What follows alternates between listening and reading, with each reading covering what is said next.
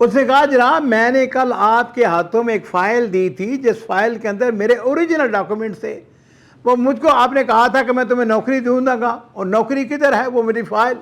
وہ کہتے ہیں میں نے کہا میرے پاس تمہارے لیے کوئی نوکری نہیں ہے، نہ میں تمہیں نوکری دوں گا۔ ابو سعد کہتے ہیں کہ جب میں نے غور کرنا شروع کیا میں نے اس محسن کے اوپر ظلم کیا تھا۔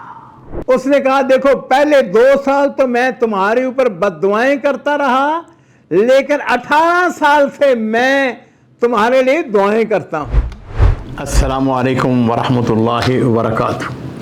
بسم اللہ والصلاۃ والسلام علی رسول اللہ۔ معزز ناظرین اکرام، اس کہانی کے جو راوی ہیں وہ ابو سعد ہیں، اور ابو سعد سعودی عرب کی ایک بڑی کمپنی میں HR کے وظیفے پر فائز تھے یا اس کے مینیجر تھے۔ بہرحال وہ کہتے ہیں کہ ایک دن ایسا ہوا کہ میرے پاس ایک نوجوان آیا، 20 سال پرانی بات، بلکہ اس سے بھی اب زیادہ ہو گیا عرصہ۔ اس نے آ کے مجھ کو فائل دی، اور میں نے فائل جو ہے وہ ایسے ایک نظر دیکھنے کے بعد رکھ دیا۔ اس کو کہا جی بھائی کل آ جانا۔ اچھا جی، وہ اگلے دن جب میرے پاس آیا، اب بدقسمتی یہ ہوئی کہ اس نے جو فائل مجھ کو دی اس فائل کے اندر سارے اوریجنل ڈاکومنٹس تھے، اصلی پیپر اس نے لگا دیے۔ بس اس زمانے میں اتنی اس بیچارے کو علم بھی نہیں ہوگا یا اس نے پرواہ نہ کی۔ خیر جی، وہ کہتے ہیں کہ اگلے دن جب وہ نوجوان آیا تو اس نے آگے کہا کہ جناب میں نے آپ کو ایک درخواست دی تھی کل۔ میں نے کہا مجھے تو کوئی درخواست نہیں دی تم نے۔ اس نے کہا جناب میں نے کل آپ کے ہاتھوں میں ایک فائل دی تھی جس فائل کے اندر میرے اوریجنل ڈاکومنٹس تھے، وہ مجھ کو آپ نے کہا تھا کہ میں تمہیں نوکری دوں گا، اور نوکری کدھر ہے؟ وہ میری فائل۔ وہ کہتے ہیں میں نے کہا میرے پاس تمہارے لیے کوئی نوکری نہیں ہے، نہ میں تمہیں نوکری دوں گا۔ میں نے کہا کیوں؟ اس نے کہا اس لیے کہ تم نے مجھ کو فائل ہی نہیں دی۔ کہتے ہیں میں نے اس کو یہ باور کر، اس نے جناب میری منت سماجت کی، کہنے لگا ابو سعد میں نے آپ کے ہاتھوں میں اپنے اوریجنل ڈاکومنٹس دیے، خود اپنے ہاتھوں میں فائل دی ہے، آپ نے میرے ساتھ وعدہ بھی کیا کہ میں تمہیں نوکری دوں گا۔ اب مجھے نوکری کی بے حد ضرورت ہے، میرے گھر کے حالات۔ میں نے اسے کہا کہ میرے پاس کوئی نوکری نہیں ہے، میں تمہیں نوکری دے نہیں سکتا، اس لیے نہیں دے سکتا کہ تمہارے پاس کوئی ڈاکومنٹ ہی نہیں ہے۔ اب وہ اصرار کرتا رہا، میں انکار کرتا رہا۔ اور ناظرین کرام، وہ کہتے ہیں کہ 20 سال گزر گئے، اس واقعے کو 20 سال گزر گئے۔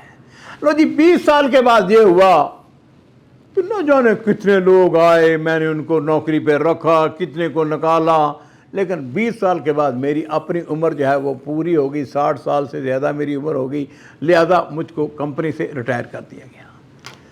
اب ہوا یوں کہ میں نے اپنے بیٹے سعد کو بلایا، میں نے کہا سعد بیٹے ایسا ہے کہ میں جس دفتر میں بیٹھتا ہوں یا میرے پاس جو میرا یہ ٹیبل ہے یا میری وہ دراز ہے، اس کے اندر کتنے ڈاکومنٹس ہیں، کتنی ایسی چیزیں ہیں 20 سال کے اندر جمع ہو جاتی ہیں۔ جس طرح اگر ناظرین کرام میری ٹیبل پہ بھی آپ دیکھ رہے ہوں گے کتنے فائلیں پڑی ہوئی ہیں یہاں پر۔ خیر تو وہ کہتے ہیں ابو سعد کہتے ہیں میں نے اپنے بیٹے سے کہا ایسا کرو کہ ان ساری فائلوں کو اٹھا کے اپنے گھر لے چلتے ہیں۔ لو جی وہ گھر لے آئے۔ اب ناظرین کرام اگلی بات سننے والی ہے۔ وہ کہتے ہیں کہ وہ چونکہ کافی ساری فائلیں تھیں یا کافی چیزیں تھیں، تو ایک دن ان کی بیوی ابو سعد کی ام سعد کہنے لگی ابو سعد سے، کہنے لگی یہ پیپر جو ہیں ان میں سے چھانٹی کر لو، جو کوئی کارآمد پیپر ان کو تو رکھ لو، جو اچھے ناکام یا پیپر جن کی ضرورت نہیں ہے چھوڑو، ان کو ضائع کریں۔ لو جی ابو سعد کہتے ہیں کہ میں نے پیپروں کی چھانٹی کرنی شروع کر دی، اچانک میرے ہاتھ میں فائل آ گئی، اور یہ فائل کس کی تھی؟ مجھ کو یاد آ گیا یہ محسن کی فائل تھی۔ 20 سال پہلے وہ نوجوان جو میرے پاس نوکری کی تلاش میں آیا تھا، اور میں نے اس کو اپنے دفتر سے چلتا کیا تھا، میں نے کہا تھا نہ تو نے مجھ کو فائل دی ہے، نہ میرے پاس تمہارے لیے نوکری ہے، تم محسن جو ہے وہ میری منتیں کرتا رہا، سماعتیں کرتا رہا، لیکن میں نے اس کی کوئی بات نہیں سنی۔ ابو سعد کہتے ہیں کہ جب میں نے غور کرنا شروع کیا میں نے اس محسن کے اوپر ظلم کیا تھا، اور اس کا جو مجھ کو دنیا کے اندر جو بدلہ ملا وہ یہ تھا کہ میرا اپنا بیٹا سعد مختلف جگہوں پہ جا کر، مختلف مقامات، مختلف دفتروں میں، مختلف کمپنیوں کے اندر، مختلف سرکاری اداروں کے اندر نوکری کے تلاش میں ہے، لیکن ہر جگہ سے اس کو نہیں، نوکری نہیں مل رہی، نوکری نہیں مل رہی، جواب سے کا دے جواب۔ ابو سعد کہتے ہیں مجھے اس بات کا یقین تھا کہ نوکری اس کو نہیں ملے گی۔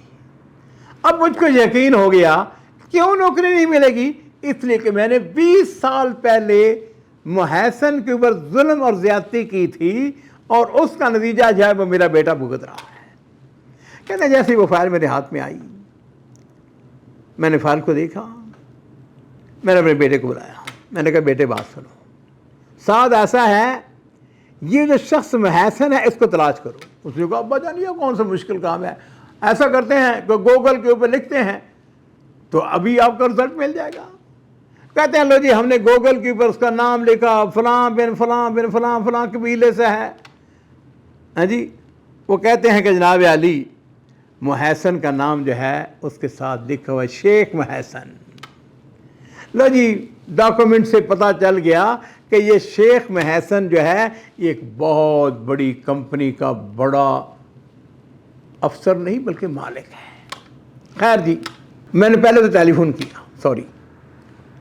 کیا تو ٹیلی فون کے اوپر جو ان کا سیکرٹری تھا اس نے کہا جی سوری شیخ محسن انتہائی مصروف ہیں، 4 مہینے سے پہلے کوئی اپوائنٹمنٹ خالی نہیں ہے، وہ ملاقات نہیں کر سکتے۔ ابو سعد کہتے ہیں میں نے کہا نہیں میں نے ملاقات کرنی ہے۔ اس نے انکار کیا، کہتے اگلے دن میں اس کے دفتر پہنچ گیا۔ جس وقت دفتر گیا میں نے جا کے سیکرٹری سے کہا کہ میں نے شیخ محسن سے ملنا۔ اس نے کہا نو وہ ملاقات کا کوئی وقت ہی نہیں ہے، انتہائی مصروف ہے اپنی جگہ پہ۔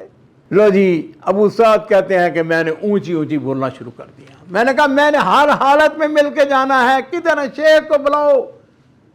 خیر جی اب وہ سیکرٹری جو ہے وہ بیچارہ کہتے ہیں کہ میں تو نہیں جانے دوں گا، اب آپ کو اندر نہیں جانے دوں گا۔ اتنی دیر میں شیخ محسن اونچی آواز میں اس نے جب شور و غل سنا کہ جھگڑا ہو رہا ہے، اپنے دفتر سے نکل کے سیکرٹری کے کمرے میں آ گئے۔ انہوں نے آ کے دیکھا ابو سعد ان کو نظر آ گیا۔ اور ناظرین کرام ابو سعد کو وہ کیسے بھول سکتے تھے کہ یہ وہ شخص ہے جس نے ان کو نوکری دینے سے انکار کر دیا۔ لو جی اس نے کیا کیا، پہچان لیا ایک دوسرے کو۔ ابو سعد کہتے ہیں محسن یہ تمہاری فائل مل گئی ہے، یہ میں فائل تمہیں واپس کرنے کے لیے آیا ہوں۔ اس نے کہا اب فائل واپس کرنے کے لیے آئے ہو، چلو میرے ساتھ اندر آؤ۔ اپنے کمرے میں لے کے آ گیا ہے۔ لو جی کرسی پہ بٹھایا، گفتگو شروع ہوئی۔ محسن کہنے لگا ابو سعد تمہیں پتا ہے کہ میں آپ کو گزشتہ 20 سال سے گالیاں دے رہا ہوں، بد دعائیں آپ کے لیے کرتا رہا۔ ابو سعد کہنے لگے کہ مجھے اس بات کا خوب ادراک ہے، میں نے تمہارے اوپر ظلم کیا تھا، اسی لیے تو تمہارے دفتر میں آیا ہوں، میں تم سے معافی مانگنے کے لیے آیا ہوں کہ آج اس ظلم کا بدلہ مجھ کو یہ ملا کہ میرا بیٹا اس کو کسی جگہ جاب نہیں مل رہا، کسی جگہ نوکری نہیں مل رہی ہے۔ کہنے لگے سچ بتاؤ تم 20 سال سے مجھے بد دعائیں دے رہا ہو؟ اس نے کہا نہیں 2 سال پہلے جو تھے وہ میں تو آپ کو بد دعائیں ضرور دیتا رہا۔ پہلے 2 سال مجھے جس وقت آپ نے مجھ کو انکار کر دیا تو مجھے پتا چل گیا کہ مجھے کہیں جاب نہیں ملے گی، میرے اوریجنل پیپر جو تھے وہ تو آپ نے گم کر دیے، آپ نے انکار کر دیا۔ آپ کو میں نے کہا بھی کہ میں آپ کی فائلیں آپ کے دراز خود چیک کرتا ہوں، لیکن نہیں۔ کہتے ہیں کہ 2 سال تک میں آپ کے لیے بد دعا کرتا رہا۔ اس دوران میں 2 دفعہ مکہ مکرمہ بھی گیا، بیت اللہ شریف کے اندر میں آپ کے لیے بد دعا کی، اور پھر میں نے ایک فیصلہ کیا۔ اور ناظرین اکرام وہ کہتے ہیں فیصلہ یہ تھا کہ میں نے کہا کہ میں نے اپنے قدموں کے اوپر خود کھڑا ہونا ہے، محنت کرنا ہے، اور میں نے بڑا آدمی بننا ہے۔ میں نے جاب نہیں کرنی، نوکری نہیں کرنی، نوکری کو میں بھول گیا۔ اور پھر ابو سعد میں نے یہ کیا کہ میں سبزی منڈی کے اندر چلا گیا، میں نے صفر سے اپنے کام کا، اپنے کاروبار کا آغاز کیا، محنت کی، مزدوری کی، اپنے کندھوں پہ کارٹون اٹھائے، سبزیاں ڈھوئیں، ڈرائیونگ سیکھی، اور پھر اس کے بعد میں نے یہ کیا، میں نے کھجوروں کا کام شروع کر دیا، اور پھر آہستہ آہستہ کرتے کرتے الحمدللہ آج میری پوزیشن یہ ہے کہ میں ایک بڑی کمپنی کا مالک بن گیا ہوں۔ ابو سعد نے کہا اچھا پھر؟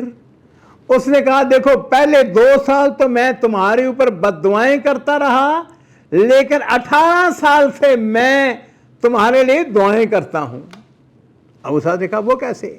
کہنے لگا بات یہ ہے کہ 18 سال پہلے میں نے جب اپنی کمپنی کا آغاز کیا تو جلد ہی تھوڑے ہی عرصے کے بعد مجھ کو اتنی انکم آنا شروع ہو گئی کہ اگر آپ میری وہ فائل قبول کر لیتے، مجھ کو جاب دے دیتے تو میری زیادہ سے زیادہ تنخواہ کتنی ہونی تھی؟